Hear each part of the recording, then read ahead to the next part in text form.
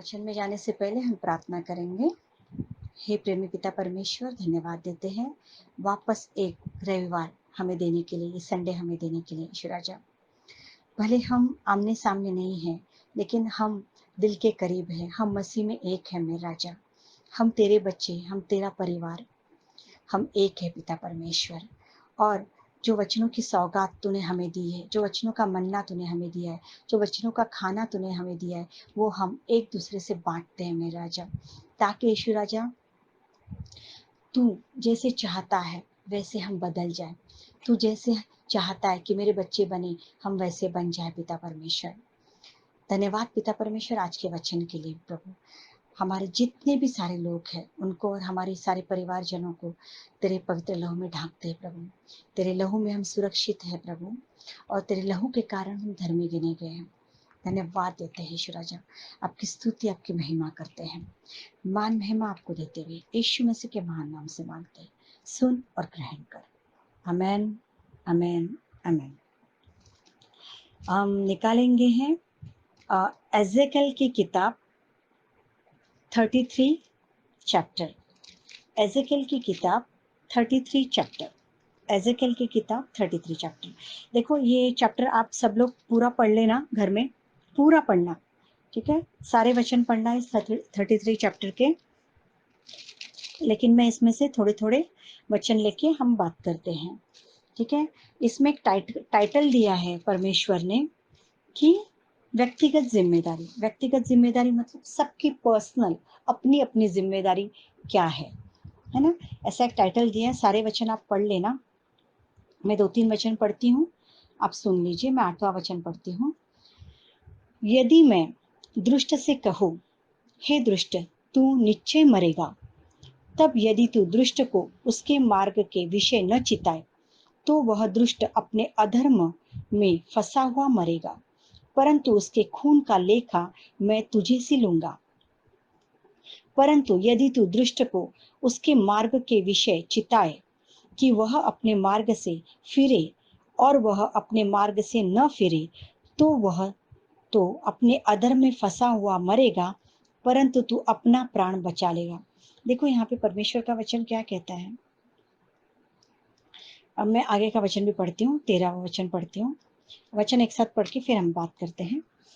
यदि मैं धर्मी से कहूँ कि तू निश्चय जीवित रहेगा, और वह अपने धर्म पर भरोसा करके कुटिल काम करने लगे, तब उसके धर्म के कामों में से किसी का स्मरण न किया जाएगा, तो कुटिल काम उसने किए हो वह उन्हीं में फंसा हुआ मरेगा। फिर जब मैं दुष्ट से कहूँ तू निश्चय मरेगा, वह अपने पाप से फिरकर न्याय और धर्म के काम करने लगे, अर्थात यदि दुष्ट जन बंधक लौटा दे, अपनी लूटी हुई वस्तुएं भर दे, और बिना कुटिल काम किए जीवनदायी विधियों पर चलने लगे, तो वह न मरेगा, वह निश्चित जीवित रहेगा। जितने पाप उसने किए हो उनमें से किसी का स्मरण न किया जाएगा। उसने न्याय और धर्म के काम किए, और वह निश्चय जीवित रहेगा। 20वां वचन, तो भी तुम कहते हो प्रभु की चाल ठीक नहीं। हे इज़राइल के घराने, मैं हर एक व्यक्ति का न्याय उसी की चाल के अनुसार करूंगा। आमेन। देखो यहाँ पे परमेश्वर ने पहले कहा है कि जो भी आपके परमेश्वर के जन हैं, है ना, वो परमेश्वर से फिर चुके हैं। आपने उसको मसीह नहीं बताया। देखो आपकी एक ना व्यक्तिगत जिम्मेदारी है। जैसे ये वचन सुनने के बाद मैंने अपनी एक व्यक्तिगत जिम्मेदारी निभाई। मैंने कल एक क्लिपिंग डाला अपने खलीसे के ग्रुप पे। उसका रीजन था, मुझे नाम नहीं लेना है, लेकिन जो समझने वाले समझ सकते हैं। मैं उनको फॉलो भी कर चुकी हूँ। मैंने उनको वापस सुसमाचार दिया ताकि परमेश्वर उनके मनों को बदले, है ना। और जैसे परमेश्वर का वचन कहता है कि तू उसको उसके मार्ग के विषय में न चिताए यानी तू अगर उसको न समझाए, न बताए परमेश्वर की योजना क्या है, परमेश्वर का राज्य क्या है, परमेश्वर तेरे लिए क्या सोचता है, परमेश्वर ने तेरे लिए क्या किया है ना। अगर तू नहीं चिताता है तो निश्चय ही है कि वो तो मरने ही वाला है, लेकिन लेकिन उसके खून का लेखा तुझसे लिया जाएगा। अगर ये व्यक्तिगत जिम्मेदारी हम नहीं निभाते हैं, हम देखते हैं सामने वाला उस खड्डे में गिर रहा है, उस परमेश्वर की आलोचना कर रहा है, फिर भी अगर हम उसको बोध नहीं कर रहे, न्याय की बात नहीं कर रही हूँ, देखो वापस से मैं बता रही हूँ, न्याय करने वाला परमेश्वर है, परमेश्वर न्यायी है, न्याय उसको ही करना है, हम किसी का न्याय नहीं कर सकते, लेकिन हमारा काम है उसको समझ देना, हमारा काम है उसको बोध देना। परमेश्वर का वचन कहता है एक दूसरे को बोध करो, बोध करना हमारा काम है ना। परमेश्वर के राज्य का विस्तार करना हमारा काम है, परमेश्वर के राज्य के बारे में बताना हमारा काम है, उसका गॉस्पल देना हमारा काम है ना। जो परमेश्वर ने हमारे जीवन में किया है वो जीवन सामने वाले को दिखाना बहुत जरूरी है, सामने वाले को बताना जरूरी है। अगर हमको देख हमारी आंखों से दिख रहा है कि सामने वाला खरोखर सचमुच गड्ढे में गिर रहा है, वो यीशु मसीह को जानकर भी आज वो उस लालच में है, वो अपनी शारीरिक अवस्था में है, वो अपने व्यभिचार में पड़ा हुआ है, अपने विचारों की मलिनता में पड़ा हुआ है, वो अपने जीवन को नाश कर रहा है। फिर वो नींदों में हो सकता है, टीवी में हो सकता है, मोबाइल में हो सकता है, व्यभिचार में हो सकता है, किसी को माफ करने से नहीं हो सकता है, किसी को दोष लगाने से हो सकता है, या कि कोई भी बातें अगर कोई समझाता है वो पसंद नहीं आती होगी, है ना। बहुत सारी चीजों से हो सकता है, बहुत सारी चीजों से। लेकिन परमेश्वर कहता है अगर तू उसको उस बारे में नहीं चिताए और उसका नाश हो जाए, अगर तू उसको नहीं समझाता है, तू उसको नहीं बोध करता है और उसका नाश हो जाता है, तो उसके खून का लेखा मैं तुझसे लूंगा। बहुत डरावनी बात है। हमारे इर्द गिर्द कितने लोग हैं, राइट, है ना। तो हमारा काम है ना ये करना है। अगर आज कोई पत्नी अपने पति को बोध करती है, अगर पति अपनी पत्नी को बोध करता है, माता पिता अपने बच्चों को बोध करते हैं, बच्चे अपने माता पिताओं को बोध करते हैं, है ना, रिलेशन में एक दूसरे को बोध करते हैं। जैसे परमेश्वर ने, हम मसीह में सब एक जैसे ही है ना, हम जो पड़ोसी है, हर हर कोई हमारा पड़ोसी है, हर कोई हमारा भाई है, हर कोई हमारी बहन है। और अगर हम उसको ये नहीं करते तो उसके खून का लेखा जो है ना परमेश्वर हमसे लेगा, ठीक है। लेकिन अगर तू उसको बोध करे, क्या कहता है वचन, अगर तू उसको उस विषय में चिताए, अपने मार्ग से फिर वो ना फिरे, तो वो खुद के अधर्म में फंसा रहेगा, परंतु तू अपना प्राण बचा लेगा। हालेलुया। तो ये ध्यान में रखो इस चीज के लिए, ये काम हमें परमेश्वर ने दिया है, दोष लगाना नहीं दिया है, न्याय करना नहीं दिया है, लेकिन परमेश्वर का वचन क्या कहता है ना, ये जरूर दिया है कि परमेश्वर को क्या भाता है, परमेश्वर को क्या पसंद है, परमेश्वर के खिलाफत में चलना क्या है। अगर हम देख रहे कोई सचमुच परमेश्वर के वचनों की अवहेलना कर रहा है और अपने जीवन का नाश करके ले रहा है, अपने प्राण का नाश करके ले रहा है, अगर उसको आप बोध कर रहे हैं, उसको परमेश्वर के नाम से आप उसको चिता रहे हो, परमेश्वर के नाम से आप उसको बता रहे हो, तो परमेश्वर आपका न्याय उस तरीके से नहीं करेगा। वो सामने वाले के ऊपर है, अगर वो बातें ले रहा है या नहीं ले रहा है, छोड़ रहा है, वो उसकी प्रॉब्लम है, ठीक है। लेकिन अगर वो परमेश्वर का वचन कहता है, वो सुनने के बाद भी अगर वो अपने मार्ग से नहीं फिर रहा है, वो अपने अधर में फंसा है, तो वो मरेगा, वो नीचे ही मरेगा, है ना। लेकिन तू अपना प्राण बचा लेगा, है ना। ये परमेश्वर ने हमें बोला हुआ है, बोध करना है, न्याय नहीं करना है, बोध करना है।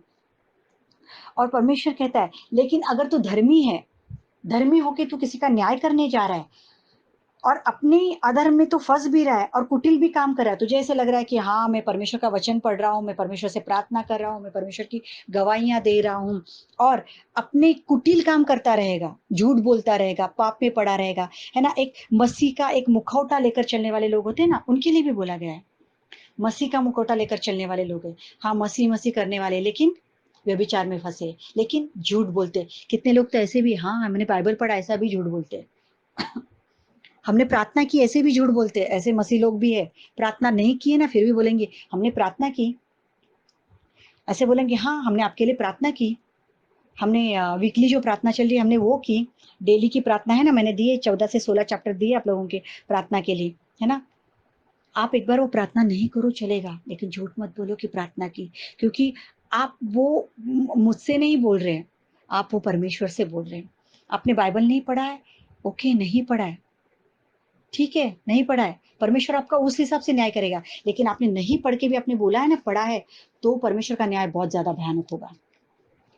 ठीक है, लेकिन आप पढ़ोगे तो ज्यादा अच्छा है, क्योंकि वो जिंदा वचन है, वो परमेश्वर के जिंदा वचन है, वो दोधारी तलवार है ना। परमेश्वर आपको उससे सिखाएगा, उससे आपको जिंदा रखेगा, उससे आपकी सांसें चलेगी, है ना, उससे आपका चरित्र बनेगा।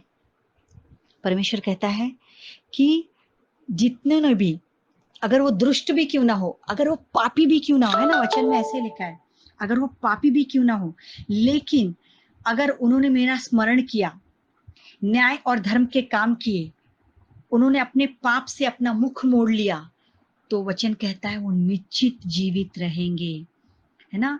और परमेश्वर का वचन कहता है हर एक व्यक्ति का न्याय मैं उसकी चाल के अनुसार करूंगा। हालेलुया। देखो आज थर्ड टाइम वचन बांट रही हूँ।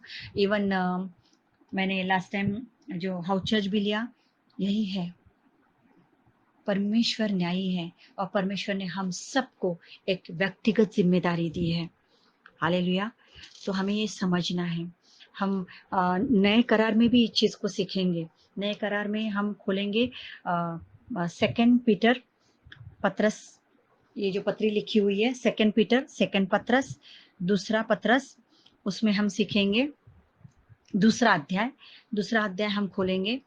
और चौथे से ये दूसरा अध्याय आप पढ़ लेना प्रॉपर अच्छे से। सारे वचन मैं पढ़ नहीं सकती हूँ, लेकिन चौथे वचन से मैं कोशिश करती हूँ जितने वचन में पढ़ सकूं और मैं आपसे बात कर सकूं। ठीक है, हम चौथे वचन से पढ़ेंगे। सेकंड पीटर में दूसरे अध्याय में मैं चौथे वचन से पढ़ती हूँ। क्योंकि जब परमेश्वर ने उन स्वर्गदूतों को जिन्होंने पाप किया नहीं छोड़ा, पर नरक में भेजकर अंधेरे कुंडों में डाल दिया ताकि न्याय के दिन तक बंदी रहे। देखो वचन क्या कहता है, जब परमेश्वर ने उन स्वर्गदूतों को जिन्होंने पाप किया नहीं छोड़ा, किनको नहीं छोड़ा परमेश्वर ने, वो स्वर्गदूत जो परमेश्वर के साथ में थे, सबको पता है ना, स्वर्गदूत जो परमेश्वर के साथ में थे, जिन्होंने पाप किया, उनको परमेश्वर ने नहीं छोड़ा, उनको नरक में भेज दिया, अंधेरे कुंडों में, ताकि न्याय के दिन तक वो बंदी रहे।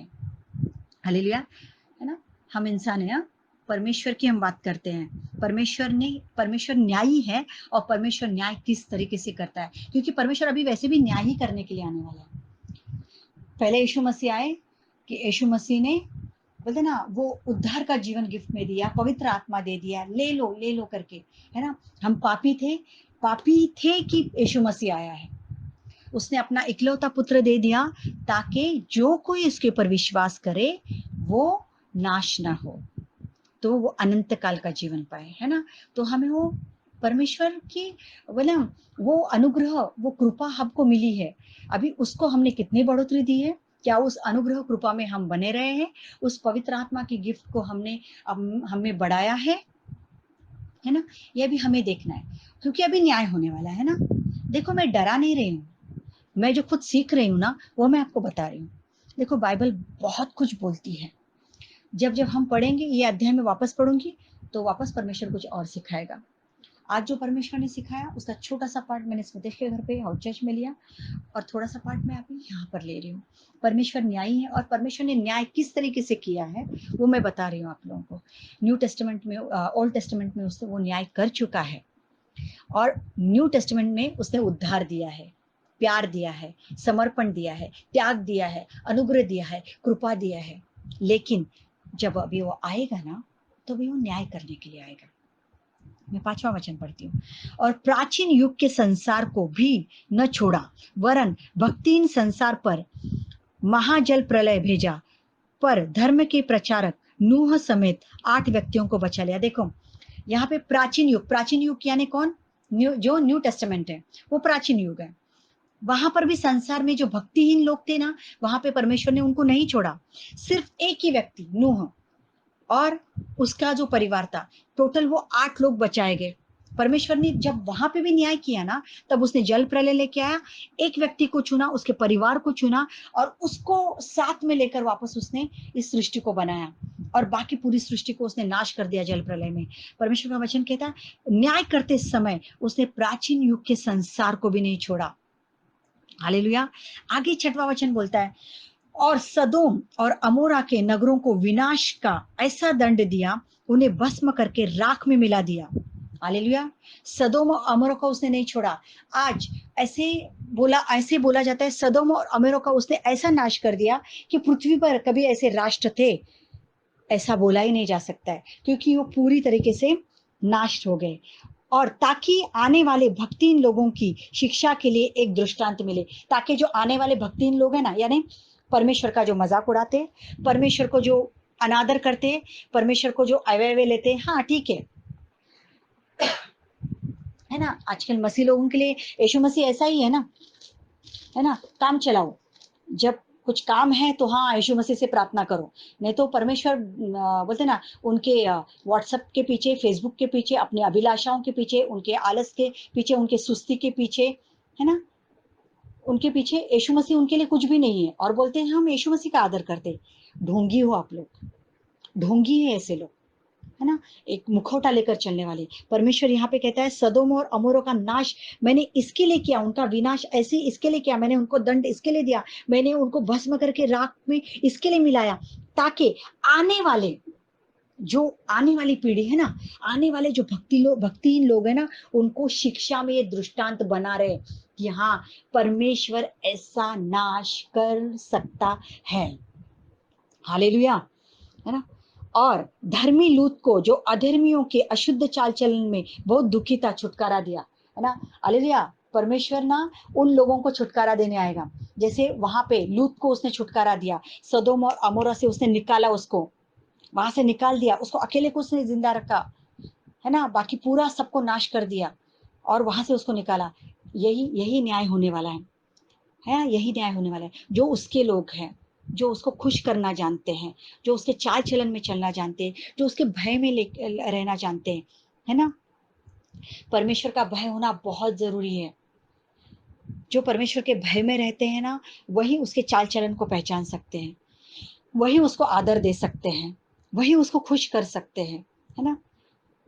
और परमेश्वर ने उसको निजात दिया, किसको, लूत को। वैसे ही परमेश्वर उन लोगों से, अधर्मीय लोगों से, या संसार के ऐसे बहकाने वाले लोगों से, जो मसीह में बैठकर भी अपने गलत विचारों में पड़े, ऐसे लोगों से धर्मियों को न्याय दिलाएगा। हालेलुया। देखो ये परमेश्वर, मैं भी नए तरीके से सीखा इन वचनों को, बहुत कुछ है बोलने के लिए, नहीं इतना कवर कर पाऊंगे। 9वां वचन कहता है, जो प्रभु भक्तों को परीक्षा में से निकाल लेना और अधर्मियों को न्याय के दिन दंड की दशा में रखना भी जानता है। हालेलुया। परमेश्वर जानता है कि जो प्रभु के भक्त है उनको परीक्षा में से कैसे निकालना है ना, क्योंकि वो ऑलवेज परीक्षा के लिए तैयार रहते हैं, कोई प्रॉब्लम नहीं। दो चाटे देने मसीह के नाम में सब कुछ चलेगा। मसीह के नाम में काटना है, मारना है, छोड़ना है, सब कुछ छीन के लेना है। नींद क्या है, हमारा मोबाइल क्या है ना, हमारा खाना क्या है, अरे सर भी लेकर जाओ, कोई प्रॉब्लम नहीं है ना। वो तो ऐसे लोगों को ना परमेश्वर जानता है परीक्षाओं में से कैसे निकालना है, और अधर्मियों का न्याय के दिन तक दंड की दशा में रखना भी वो जानता है। देखो परमेश्वर का वचन क्या कहता है, परमेश्वर जानता है न्याय के दिन तक उन लोगों को दंड देने के लिए कैसे जीवित रखना है ना, कैसे उनकी सांसें बरकरार रखनी है, परमेश्वर को बहुत अच्छे से पता है। और न्याय के दिन तक मेरे जो लोग हैं उनको किस तरीके से अपने पास लेकर जाना है, परमेश्वर ये भी जानता है। विशेष करके उन्हें जो अशुद्ध अभिलाषाओं के पीछे शरीर के अनुसार चलते और प्रभुता को तुच्छ जानते। हालेलुया, है ना। हाँ, प्रभु प्रभु प्रभु प्रभु करने वालों का सबका उस स्वर्ग के राज्य में प्रवेश नहीं होगा, है ना, क्योंकि वो शरीर के अभिलाषाओं के अनुसार चलते हैं और प्रभु को तुच्छ जानते। उनको ऐसे लगता है नहीं, यीशु मसीह को हमने परमेश्वर मान लिया है, मुझे पता है प्रभु ने मुझे बचाया, मुझे पता है प्रभु मुझे रोजी रोटी देता है, मुझे पता है प्रभु ही मुझे चलाता है, प्रभु चलाता है। हम कितनी प्रभु की रिस्पेक्ट कर रहे हैं, उसको तुच्छ जानते हैं। इसके लिए तो प्रभु कोने में पड़ा है, वो बाइबल धूल चाट रही है ना, उसके ऊपर धूल पड़ी है, उसको खोलने के लिए सुस्ती आती है। निवाला कैसे जाता है, हाथ कैसे जाता है थाली में, है ना, और वो पेट में जाता है कि ना, मुंह तक जाता है ना, तो उसमें सुस्ती नहीं आती है, उसमें सुस्ती नहीं आती है क्या। हाँ, 2 टाइम नाश्ता, 2 टाइम खाना, उसके बाद में अलग से एक भूख लगती है, उसमें पेट नहीं फूलता है क्या। आत्मा मरा हुआ है, लेकिन शरीर को जिंदा रखना है। क्या फायदा ऐसे शरीर को जिंदा रख के? इससे बेटर है मर जाते थे। परमेश्वर में मर जाओ, वो चलेगा। परमेश्वर का वचन कहता है, जब तक गेहूं का दाना जमीन में पड़कर मरता नहीं, तब तक वो फल नहीं ला सकता है। हालेलुया। आप तो वो अविनाशी भोजन खाते हो जो सुबह फ्लश हो जाता है ना? वो शरीर के लिए खाओ, सिर्फ शरीर को तरोताजा रखना है। लेकिन अगर सचमुच में जिंदा रहना है तो परमेश्वर का वचन लेके हमें जिंदा रहना है, वही हमें जिंदा रख सकता है ना? परमेश्वर का वचन कहता है कि विशेष करके उन्हें जो अशुद्ध अभिलाषाओं में पड़े। अशुद्ध अभिलाषाएं क्या है? आप बताओ। आजकल मसीह लोगों की अशुद्ध अभिलाषाएं क्या है? 10 बजे उठना। लॉकडाउन है भाई, 2 बजे तो हम सोए हैं, 3 बजे तो हम सोए हैं, पिक्चर देख रहे थे, हम यूट्यूब पे थे, हम फेसबुक पे थे, है ना?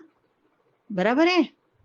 फिर 10 बजे 11 बजे उठे, 12 बजे तो नाश्ता हुआ है, उसके बाद में तो हम स्नान में गए, 4 बजे तो हमने खाना खाया है। टाइम ही किधर है हमारे पास में? हालेलुया।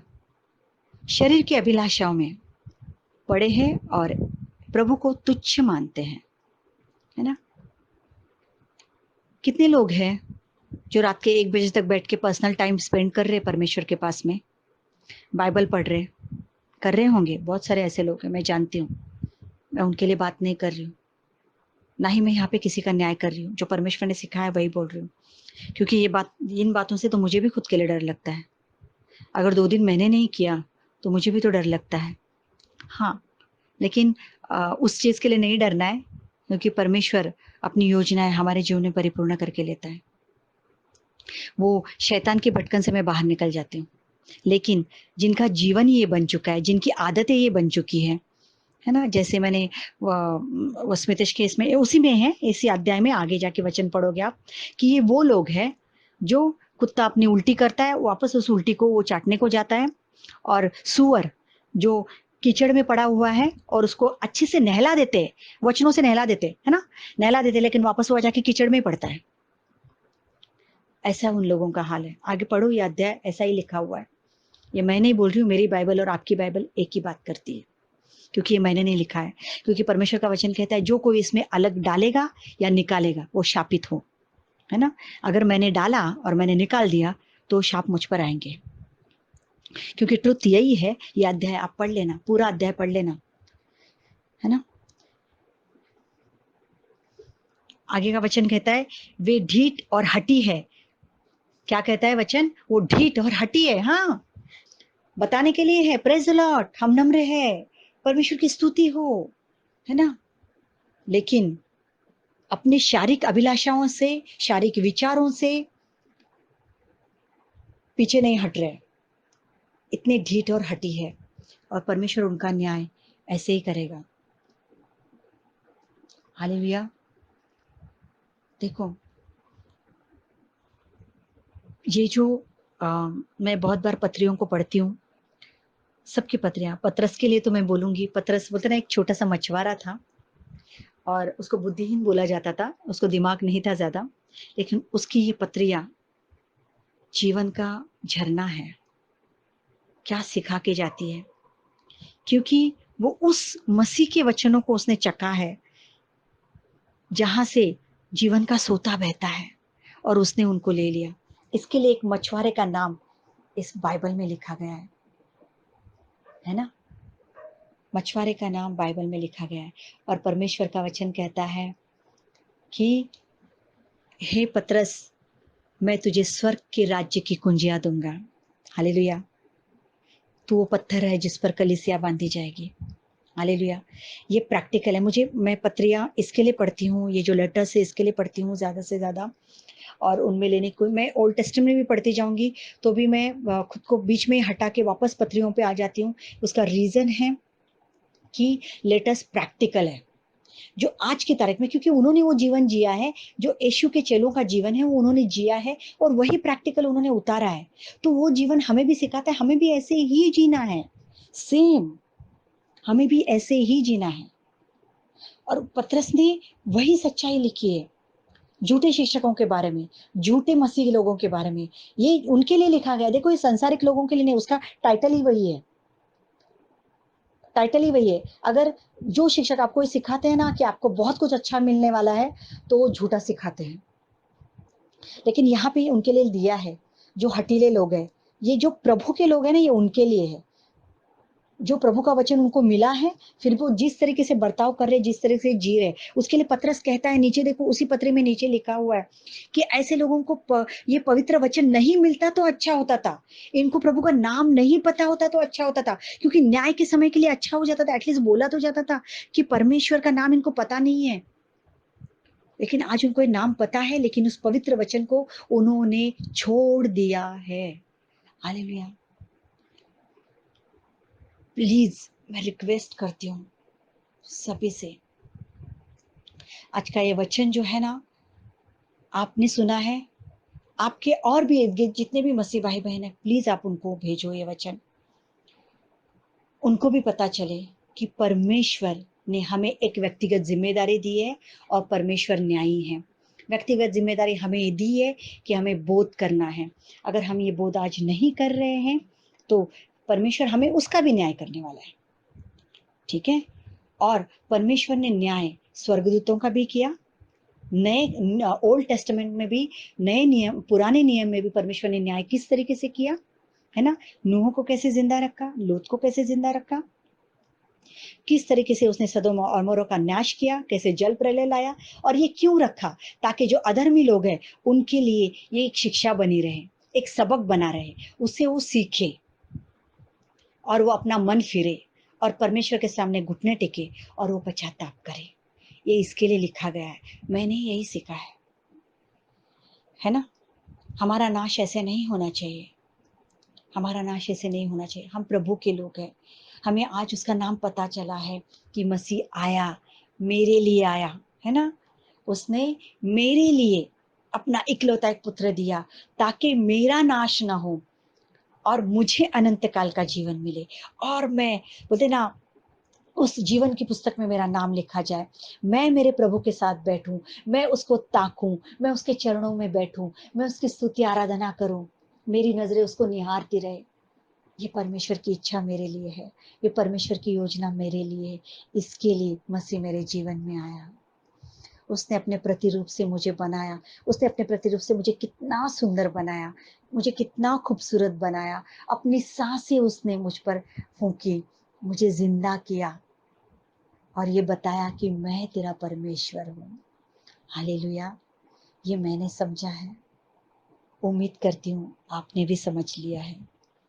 परमेश्वर की स्तुति हो, परमेश्वर